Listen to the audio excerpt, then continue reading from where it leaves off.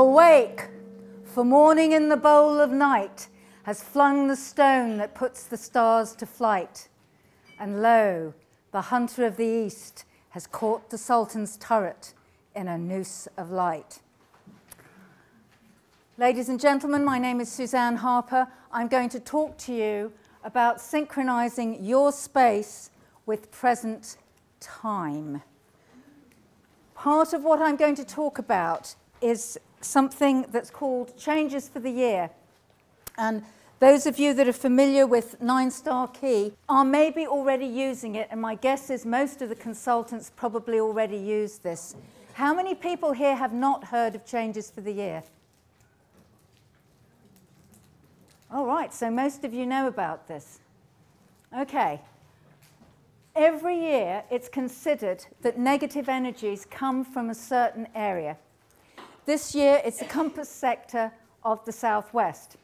So it means that this year, if you decide to improve your romantic corner, and you consider that because you're doing compass school to be the southwest, if you start putting red objects in there and prismatic crystals and emphasizing the energy, mirrors especially, you may find that you start to get all sorts of effects that you didn't actually want. The reason I talk about this is because as a consultant, 95% of the time when people call me up and they say, Suzanne, we're getting changes, but it's not really quite getting there. It's nearly always because I've told them about the changes for the year, but what's happened is they haven't done them correctly or completely enough. And the repercussions of not doing these are that other people interfere with your plans. So it becomes very difficult to create what you're actually looking for. Now, the ancients had very interesting systems of astronomy and astrology. You're probably all familiar with the magic square. And the reason these numbers are moving is because if you can get this movement of numbers, you will always know how the stars are moving. They always move according to this particular magic square, where everything adds up to 15. Even if you go across, they all add to 15. Now, the interesting thing about that, 5 being the number of man, when we talk about harmonization, we're talking about using a rule of 3 in acupuncture, which is synchronizing heaven, earth, and man. 3 times 5, 15. So that's another way of looking at the magic square. So watch that movement, because if you haven't seen this before, that's how the stars move. Now, when they basically looked at this, when they set this system up, the ancients could see, obviously, the sun and the moon. But what they also could see were Jupiter and Saturn. And we're talking about even before telescopes. And I'm actually going to tell you a little bit about how and why that was. From the I Ching hexagram 55, Feng Abundance, which was also the name that King Wen gave to his capital city.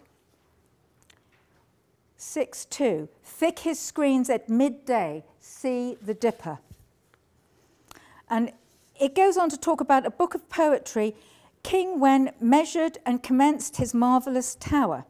And what it says here is, in the daylight, it is possible to see stars from the bottom of a deep well or from the bottom of a high tower.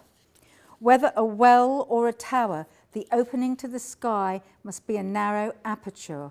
When the cylinder is tall enough to block sufficient light, it acts as a telescope. Both the supernatural tower and pond are found allegorically in the hexagram Feng. So this was how they were able to see, using that kind of system as a telescope. So when we talk about any form of astrology, part of what we're talking about is surfing the tide of time. This is what the Taoists did, and they still do.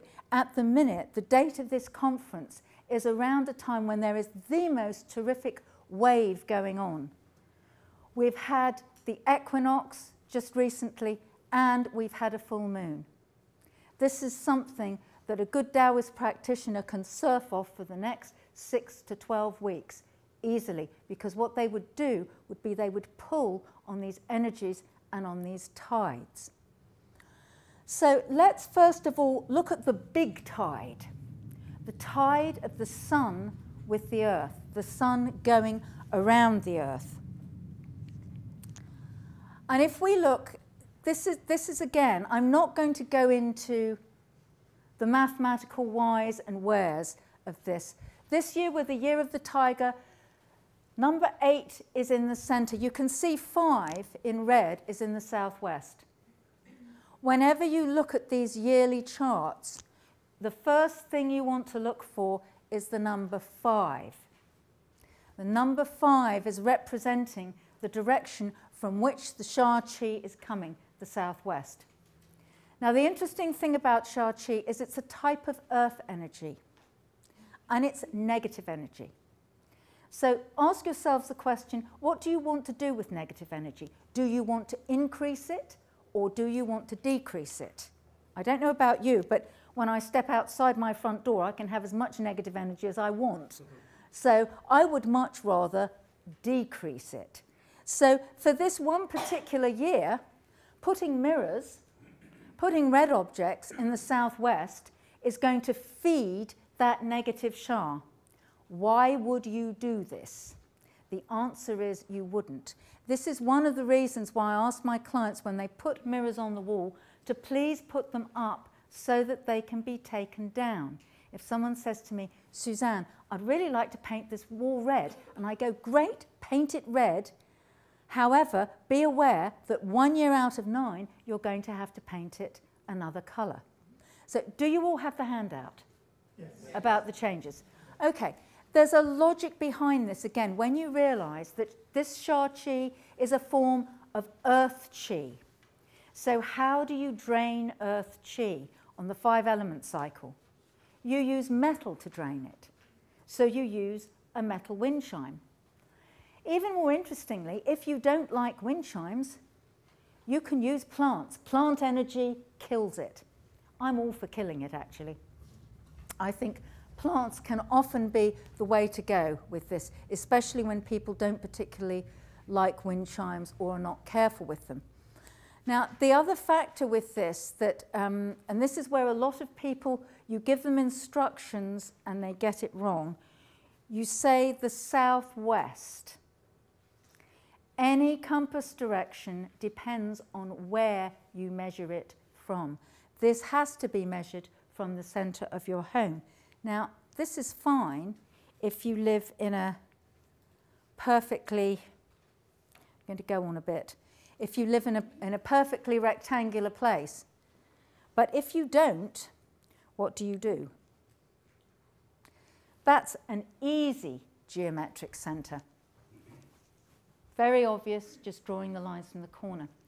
How many people here live in irregular spaces? Right, okay.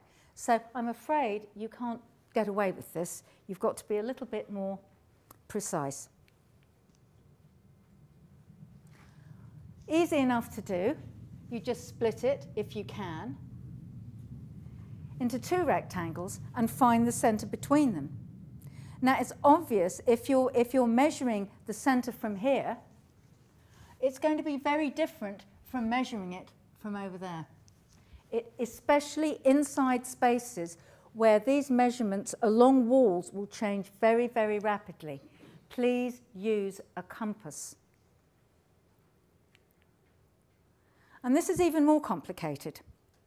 Again, sometimes this is how spaces actually are. What you want to do is find the center of each of these little spaces and connect everything up. Now, I'm going to go back for a minute because I'm going to talk a little bit about the more complex charts that I've distributed.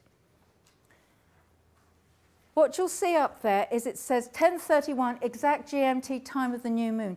This is done for this hemisphere, for where we are here now.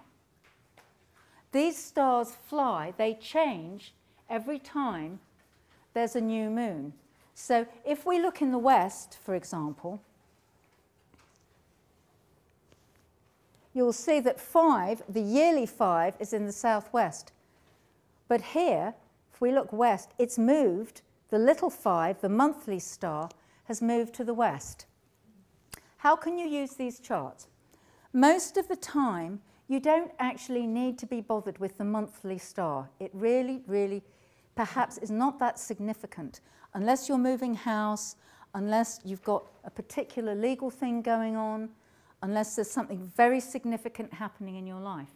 But supposing it's one of those critical times in your life when there is something hugely important going on, you've got another area of Shah in the West. You do exactly the same thing that you would do for the yearly changes, and you do it in the West. The other thing I would say is people will say, well, what about if that's my breath of prosperity area? What about if this is my wealth area on the form school or the three-gate method of Qi? This takes precedence over everything. The reason is that where you are in time is now. And we're talking about synchronizing things and riding a wave. And sometimes you actually need to be precise. All surfers out in the ocean have to catch the wave.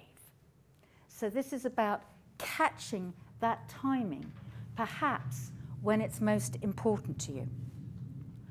Okay, is this you? If you find yourself in these circumstances, this information is extremely relevant to you. Are you involved in a lawsuit? I really cannot emphasize how important this is if you have any kind of legal proceedings going on. If a lawsuit isn't someone else interfering in your life, I really don't know what is. So that's number one. If you're going through a divorce, this is critical. This is absolutely critical. Are you seeking planning permission? I have clients where what I'll do in the building that the permission is being sought, I'll make sure that even if all we do is put a plant in the right area, that's what we do. Are you dealing with interference in your life and plans from a family member, a co-worker, or a third party in your love relationship? With the last one, that can sometimes be mirrors in the bedroom. So that can not only be this. This is a very important one if you're creating things. I have, just to give you some practical examples of how you would actually work this. Sometimes you'll tell people about this and they'll take it to extremes. I had a client recently who had a very cluttered garage in the southwest. So I said, look, it's really important that you clear the southwest. They clear the southwest in the garage, and then there's nothing in there.